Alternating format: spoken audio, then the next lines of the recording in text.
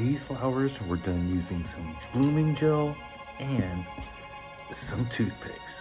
Check out this video on how easy it was to do this. Starting things off with applying 2 coats of this beautiful red glitter, curing each coat for 30 seconds, and then apply Gelish Blooming Gel.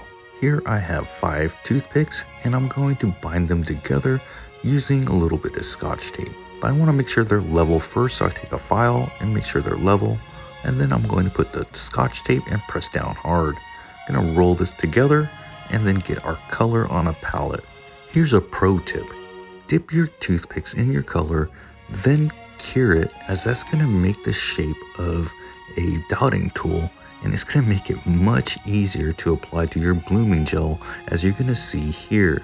Also make sure that you're level with the nail, because all of your toothpicks are already level.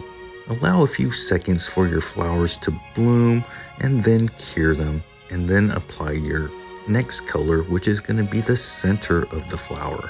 And you just need a little detailing brush for this part, and then cure that. Gonna finish things off by applying the new Gelish anti-stain top coat, and then I'm gonna cure that for 30 seconds and then give it a good wipe after curing it.